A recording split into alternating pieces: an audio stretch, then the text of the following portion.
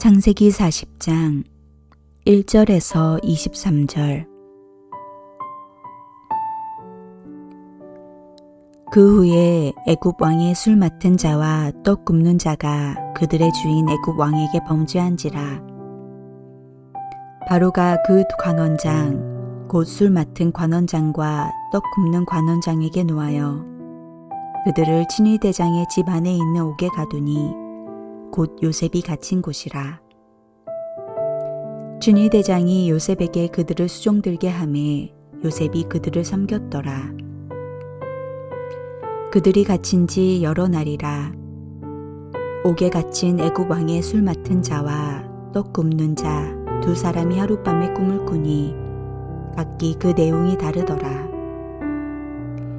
아침에 요셉이 들어가 보니 그들에게 근심의 빛이 있는지라. 요셉이 그 주인의 집에 자기와 함께 갇힌 바로의 신하들에게 묻되 어찌하여 오늘 당신들의 얼굴에 근심의 빛이 있나이까? 그들이 그에게 이르되 우리가 꿈을 꾸었으나 이를 해석할 자가 없도다. 요셉이 그들에게 이르되 해석은 하나님께 있지 아니하니이까 청하건대 내게 이르소서.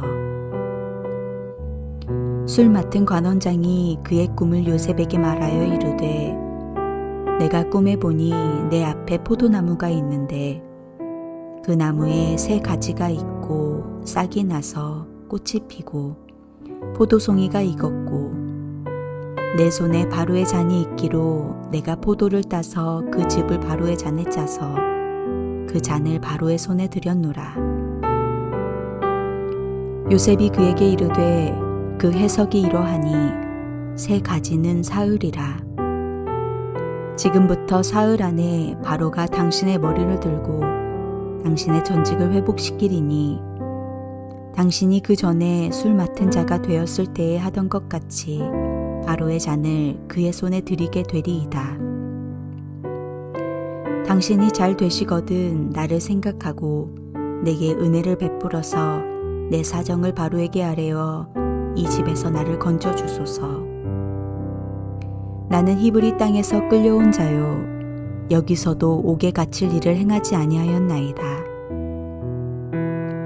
떡 굽는 관원장이 그 해석이 좋은 것을 보고 요셉에게 이르되 나도 꿈에 보니 흰떡 새 광주리가 내 머리에 있고 맨 윗 광주리에 바로를 위하여 만든 각종 구운 음식이 있는데 새들이 내 머리의 광주리에서 그것을 먹더라. 요셉이 대답하여 이르되 그 해석은 이러하니 새 광주리는 사흘이라. 지금부터 사흘 안에 바로가 당신의 머리를 들고 당신을 나무에 달리니 새들이 당신의 고기를 뜯어 먹으리이다 하더니 제3일은 바로의 생일이라. 바로가 그의 모든 신하를 위하여 잔치를 베풀 때에 술 맡은 관원장과 떡 굽는 관원장에게 그의 신하들 중에 머리를 들게 하니라.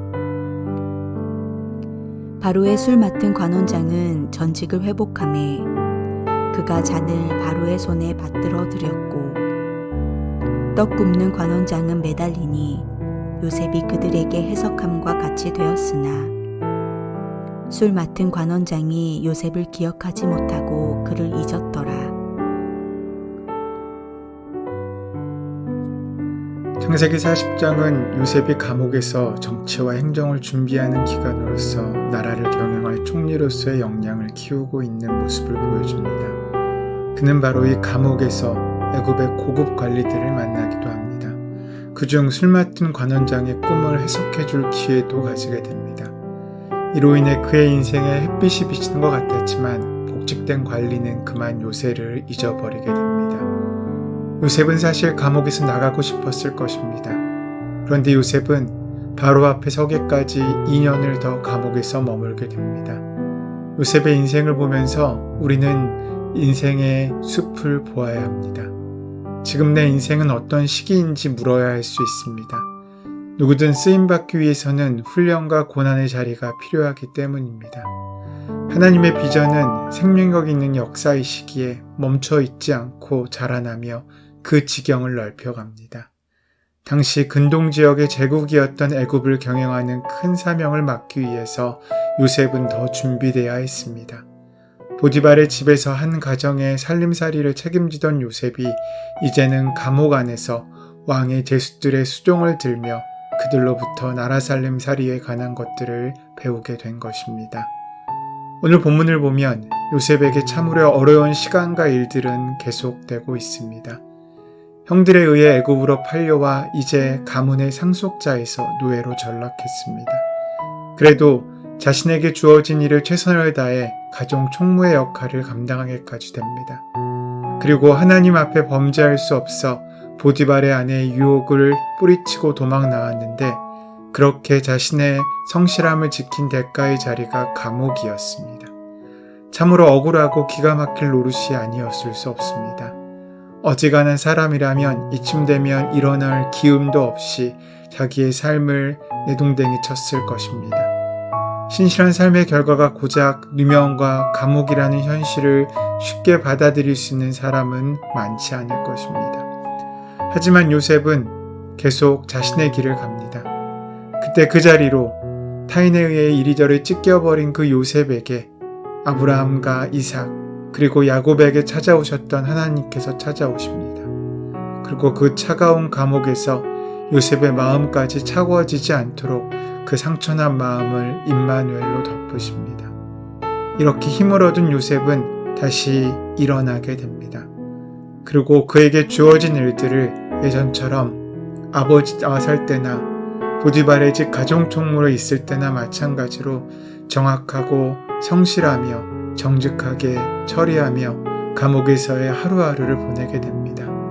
그렇게 성실함으로 채워져 가는 하루하루의 삶이 더해져 결국 요셉은 감옥에서도 눈에 띄는 존재가 되었고 그는 간수장을 도와 교도 행정을 함께 맡아보게 됩니다. 요셉은 감옥에서 그에게 주어진 일들을 성실하게 감당하면서 애굽 전체를 다스릴 수 있는 능력을 자기도 모르는 사이에 배워가게 된 것입니다. 열심히 섬기다 보니 그렇게 된 것입니다. 그는 부지런히 섬기며 배웠습니다. 그런 요셉에게 감옥은 학교이고 훈련장이었습니다. 장소가 문제가 아니라 자세가 문제입니다. 장소가 어디든 꿈이 있고 그에 따른 기다림이 있는 사람은 어떤 열악한 장소, 고난의 자리에서도 훈련될 수 있습니다. 그러던 어느 날 그에게 새로운 일이 주어집니다. 바로 애굽의 정치관리 2명을 수종드는 일이었습니다. 그들은 바로왕의 술 맡은 관원장과 떡 굽는 관원장이었습니다. 이들은 생각보다 훨씬 더 높은 지위의 사람들입니다. 보디발의 집에서 요셉에게 허락되지 않은 것은 보디발의 음식을 관장하는 일이었습니다. 그것은 생명과 관계된 일이기 때문입니다. 술 맡는 관원장과 떡 굽는 관원장은 단순한 요리사가 아니라 왕이 가장 신임하고 가장 믿는 사람들임을 알 수 있습니다. 그들은 그만큼의 권력을 가진 사람들이었습니다. 그러하기에 함부로 대할 수 없는 사람들이었습니다. 그렇게 두 관원장을 섬기던 어느 날 아침 요셉이 보니 그들은 그들의 꿈을 해석하지 못해 근심하고 있는 모습을 보게 됩니다. 요셉은 그 관원장들의 꿈 이야기를 듣고 해석해 줍니다. 여기에서 요셉의 특별함의 비밀이 또 하나 밝혀집니다. 그가 꿈의 사람이었다는 것입니다. 어쩌면 그가 이곳까지 오게 된 결정적인 계기는 어린 시절 2번 꾸었던 특별한 꿈 때문이었습니다.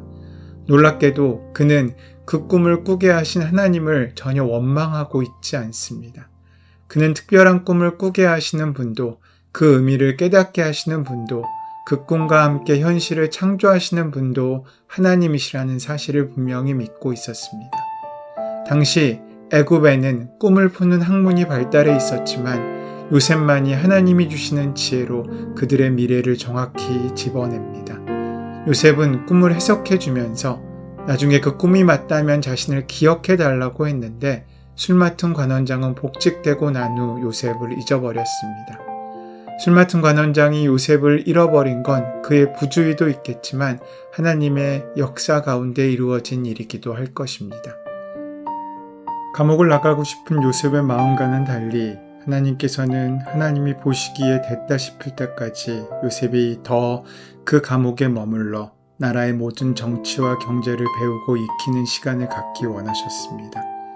2년이라는 기간은 이후 나라 전체의 문제를 풀 수 있는 능력을 기르는 시간이 되었습니다. 오늘 본문에서 우리는 요셉의 훈련 과정을 제대로 볼 수 있어야 합니다. 뭐든지 설렁설렁 되는 일은 없지 않습니까? 요셉은 이 기간을 거치지 않고서는 총리 역할을 제대로 할 수 없었던 것입니다. 요셉의 인생의 숲을 보면서 우리는 우리의 인생의 숲을 볼 수 있어야 합니다. 내 인생은 지금 어떤 시기인지 우리는 파악해야 합니다.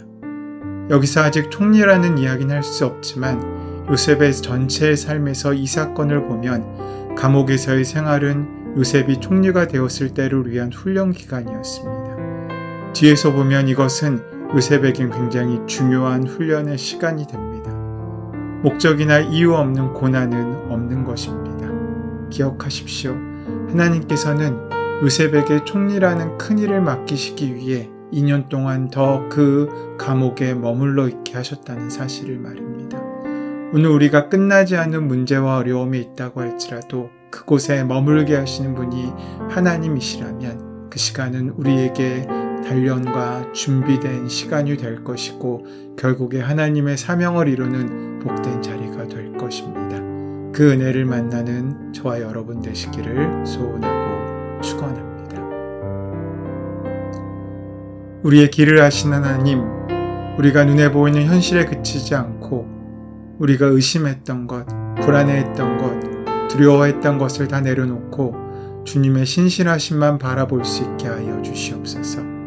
예수 그리스도의 이름으로 기도합니다. 아멘. 이제 오늘 허락하신 말씀을 깊이 묵상하심으로 오늘 나에게 주시는 말씀으로 만나는 시간을 가지시기 바랍니다. 우리의 삶의 모든 문제와 간구를 하나님께 온전히 맡기시고 함께 기도하는 시간을 가지도록 하겠습니다. 함께 기도합니다.